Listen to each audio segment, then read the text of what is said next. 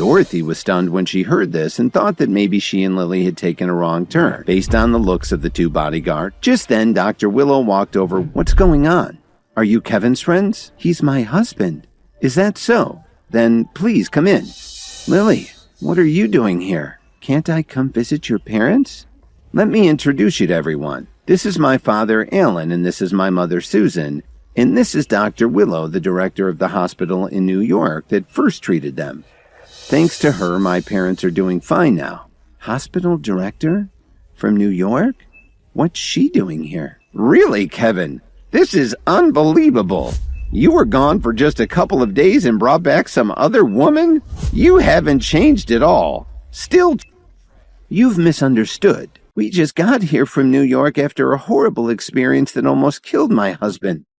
Kevin and Fifi are just very good friends. She's really helped us a lot."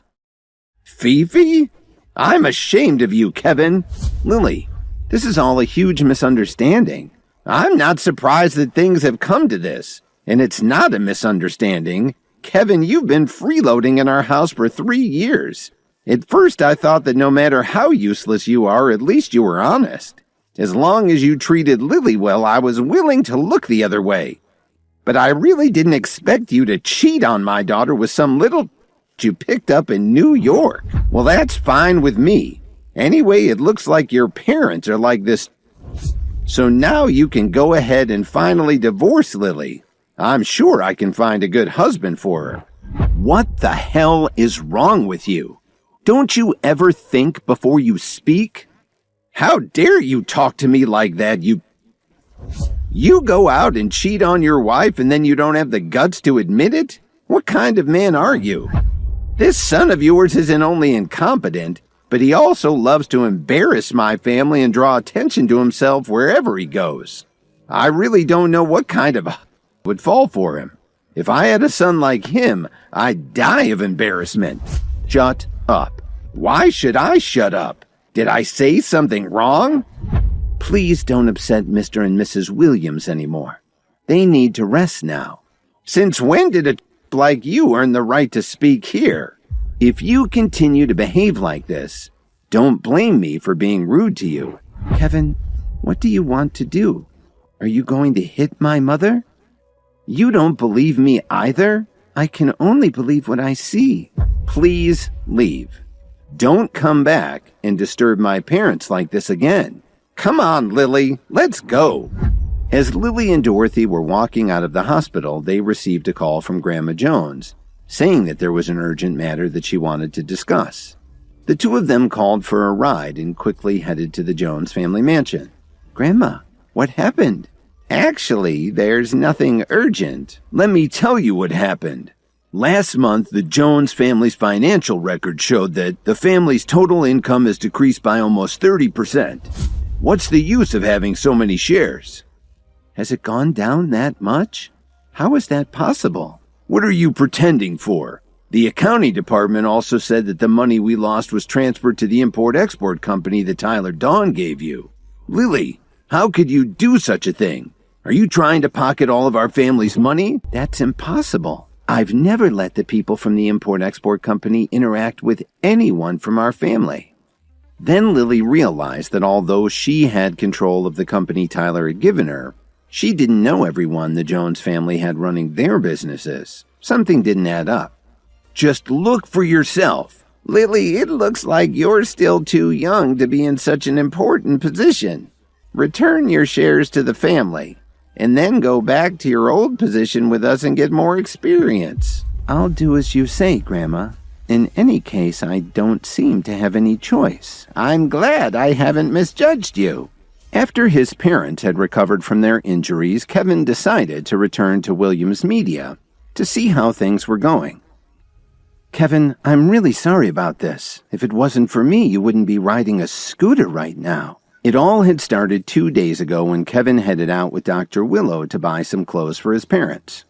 Dr. Willow mentioned that she was planning to buy a car, but since she got her driver's license, she hadn't practiced much, which made her a little anxious. So Kevin decided to help her out by finding an empty parking lot so she could practice driving without any traffic. Then he gave her the key to his and let her get behind the wheel. Unfortunately, she drove the car right into a light pole and then another one. The car was still at the body shop and Kevin had no idea when he'd get it back. So he decided to ride his scooter for a while just for fun instead of taking one of his other cars. They soon arrived in the Williams Media parking garage. There had been a lot of changes at Williams Media lately. For some unknown reason, a few of their clients had suddenly canceled their contracts and the company had suffered huge losses from it. But right after Kevin parked his scooter and he and Dr. Willow got off, a black car suddenly crashed into it, almost demolishing the little bike. Soon, a young man in a business suit and shiny leather shoes quickly jumped out of the car. He looked at the big dent in his fender and got very upset. "What's wrong with you? Why did you park a scooter in this garage? Do you realize how much this car cost me? Now this is going to cost you." Just then, a young woman in her mid-30s stepped out of the car. "Logan, how is the car? Is everything all right?" Kevin was stunned when he saw the woman. It was actually his college advisor, Professor Charity Boyer.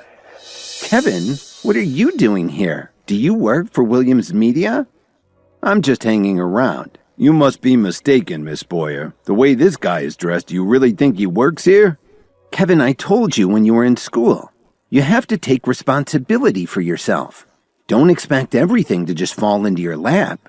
But it sounds like you didn't take my words to heart. Take a look at what Brittany is doing. She was also one of my students, and now her career is taking off. And Tucker is currently the manager of a large company. How did you end up like this?" "Professor Boyer, we aren't in school right now. Why do you feel like you need to teach me a lesson?" "All right. If you don't want to listen to me, then I have nothing more to say to you. If you damaged Morgan's car, then you need to find a way to fix it for him." "You're a troublemaker, aren't you? I'll ask you one more time. Are you going to give me the money or not?" "And I'll keep telling you the same thing. You hit my scooter, my parked scooter. Why should I give you any money?" "I think you need someone to teach you a lesson." "Logan, please calm down. We're on Williams Media property. If you attack him here, you'll be in big trouble. What's going on here?" Morgan and the others turned around and saw Kevin's chief of staff, Miss Sandra Wilson, walking up to them wearing a very stylish business suit. Brittany Davis was following close behind. Although Miss Wilson's voice sounded cordial, she obviously wasn't pleased with what she saw. "Hello, Miss Wilson. This man left his scooter here in the parking garage.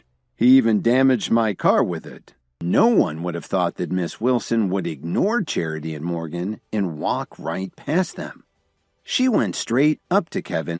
"I'm very sorry I'm late, sir. Are you all right?" "Sandra, Miss Wilson, you must be mistaken. This poor man riding a scooter? How could he possibly be the CEO of Williams Media?" "So you think I made a mistake?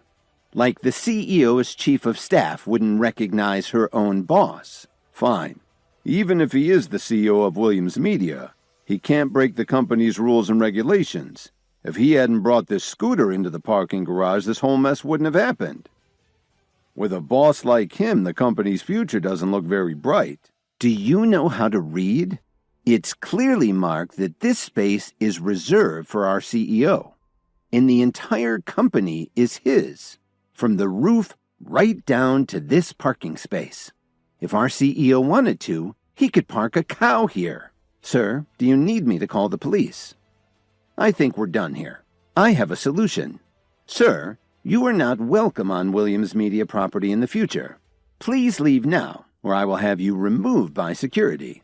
Over the past few days, 7 or 8 advertising companies had canceled their contracts with them. There was something fishy about this, and there was no way it could be a coincidence. Just then, Kevin's phone suddenly rang. He looked at the caller ID and saw that it was Tyler Dawn. "Kevin, did you ask Lily to give her Jones family shares in that import-export company to Grandma Jones?" "I didn't know about any of this. Besides, I don't have anything to do with the Jones family anymore.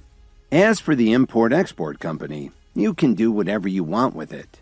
However, Kevin had already guessed what was going on. The Jones family must have taken advantage of his absence and stolen the shares from Lily. "Miss Wilson, Please go and find out what's been going on in the Jones family for the past few days. Yes, sir. I'll get on that right away. Mr. Williams, there's one more thing I'd like to talk to you about. The Pearl family is having an auction tonight, and we received an invitation to attend. I don't have time for it. Sir, you may want to attend this auction. The Pearl family has several important projects with our company. Besides, I heard that there may be a Dream Lover necklace in this auction, so... The Dream Lover necklace was something that every woman yearned to own. Although Miss Wilson was very well off, she definitely couldn't afford one. When Kevin saw the look in Miss Wilson's eyes, he understood why she was so eager to attend the auction. He thought about how hard Miss Wilson worked to help him manage Williams Media, especially with all his absences lately, and he figured it was about time he did something to reward her effort. All right, then you can come along with me tonight. I'll buy it for you. I had no idea you were interested in auctions like this. To tell you the truth, I didn't really want to come here, but Miranda was bored at home, so she decided to check it out. So, Kevin, I see you didn't bring your wife along, but I do see that you're here with a very beautiful woman. Be careful, or I may tell Lily. Just then, there was a commotion at the entrance to the auction hall. Kevin and Dalton looked over and saw Phoebe Anderson walking in, dressed very elegantly. She was drawing a lot of attention. Kevin, so you're here too. Why didn't you let me know? I just got here a few minutes ago. What a coincidence. At that very moment, Truman was standing in the doorway giving Kevin a death stare. Dad, who is this guy? Why did Phoebe get so happy when she saw him? His name is Kevin. Dad, so that's the useless son-in-law from the Jones family that I've heard so much about? It's true that he's married to someone in the Jones family, but he's really not that useless. Isaac, it's still a little too early to call me father. No problem. Anyway, it's going to happen sooner or later. I thought you might want to get used to it. First, you need to do something about that brat Kevin Williams. I was wondering where that smell was coming from. Isaac Holden, what are you doing? Kevin, don't get the wrong idea. I have nothing to do with him. Phoebe, why are you explaining yourself to... Besides, your father has already given me his blessing. Are you still playing hard to get? And who are you? You want to know who I am? I'll tell you. My name is Isaac Holden, and I'm the sole heir to the Holden family's pharmaceuticals company. Hi, Kevin here. If you are wondering what happens next, then download the Pocket FM app and listen to the exciting episodes of InstaEmpire now with the link in the description.